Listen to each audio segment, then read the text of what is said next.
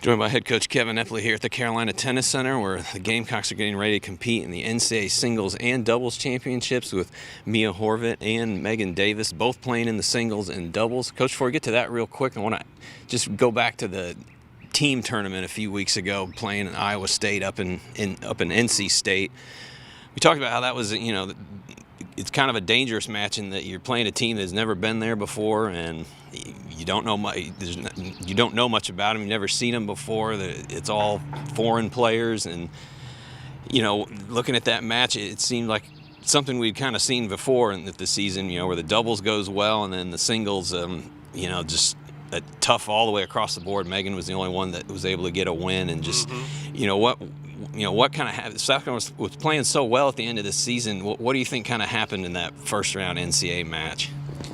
Well, that was kind of it was kind of a perfect storm for the Iowa State, particularly at number one, has a very, very strong player there, so that was going to be a tough one to win.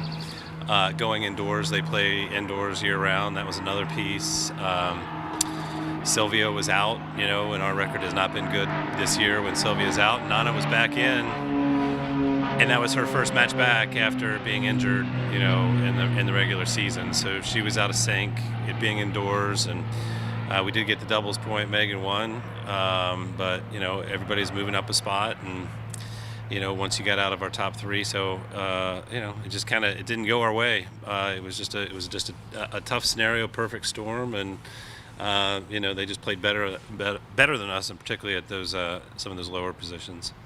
Well, Iowa State then went on, only lost 4-2 to NC State, and NC State's obviously had a pretty good run so far in this tournament. So I think that Iowa State team was probably underrated for where they were in the ITA rankings. Clearly a very good team. But looking ahead now to the NCAA singles and doubles championships, like you said, you got a couple players getting ready to compete in that.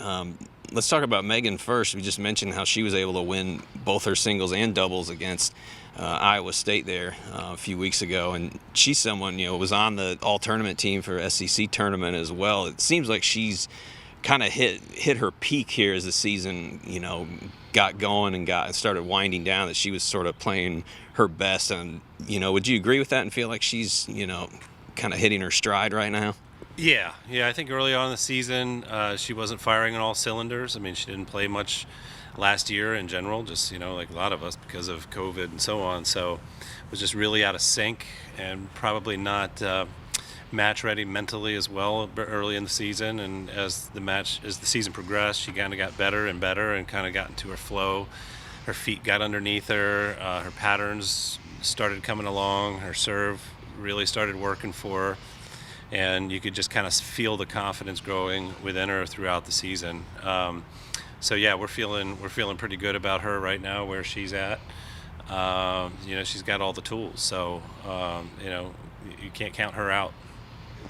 Just looking at the evolution of her as a player, I mean, she came here, was playing pretty much five a lot of her first 2 years, and was playing three doubles, and then makes that big jump up to 2 and 1 as a junior.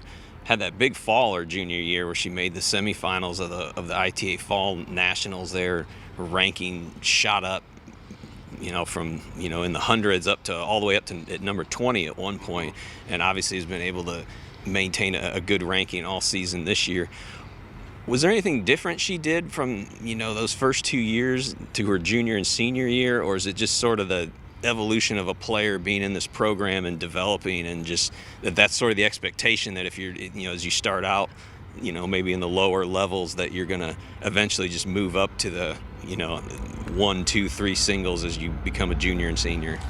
Yeah, I mean, man, she's been through it all. So she when she first came here, she played a game style. She had a strong forehand, but she wasn't really playing, lack of a better word, the smartest tennis in terms of error management, in terms of being able to mix balls up and hitting heavy forehands, and was really not capitalizing on one of her strengths early on the way she could have,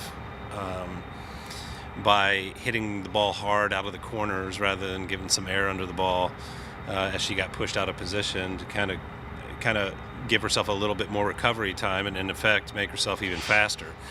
So she's grown, her game has grown a lot. She understands that balance between attack, neutral, defense, whereas before it was tilted a little bit all one direction. She's just a much more balanced player, and it takes a lot out of somebody to play her style. She's got to run a lot, and developing that emotional and mental fortitude to be able to stay out there match after match, endure that kind of pain, is a tough ask.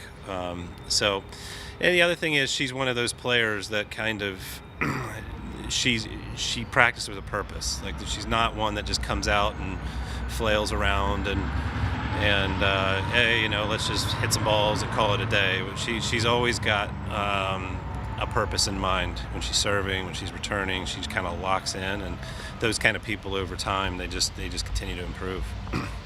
Well, looking at Mia Horvit now, this is someone who's you sort of expect to be in the Ncaa, singles and doubles, especially, her freshman year. She made the singles, made the round of 16, got the All-America citation, played the doubles a couple years ago with Ingrid. They obviously had a phenomenal year, finished the year #1, made the semifinals.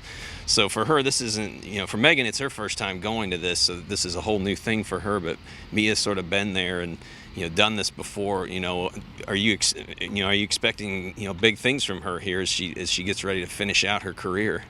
I mean, Mia certainly can.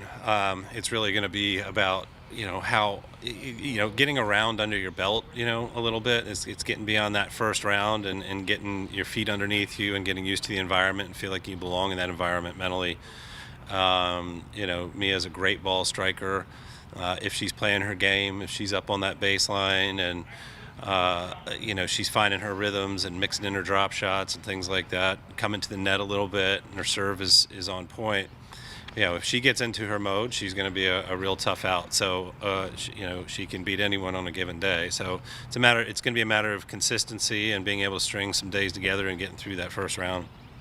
Well, last question. Like I said, Mia and Megan both playing in the doubles as well, and they seem to really get better just as the season went on, and were playing really, really well at the end of the season. They got a lot of ranked wins, and their ranking cracked the top 15. I think they were as high as 13 at one point this year, so they've obviously piled up a lot of good wins, and they started playing together last year too, which I'm sure helped. But what is it you think that makes them such a tough doubles team together? Oh, well, I mean, they've been in our program for a long time, and we have a very set system of doubles that they know, and a big part of that is returns, and that's really where they step up, is when they're committing to coming after the return of serve and doubles. They're really tough. I mean, it's a lot of firepower coming out of Megan's forehand, and obviously the way Mia catches the ball so early and strikes. I mean, the ball gets on you quick, so that's a big piece of it. And they're savvy with their service games and the plays they run off their service games.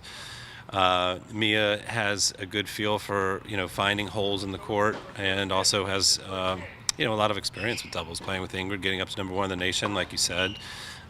She feels like she belongs with the best when it comes to doubles, so she's not going to be wide-eyed going into tough competition.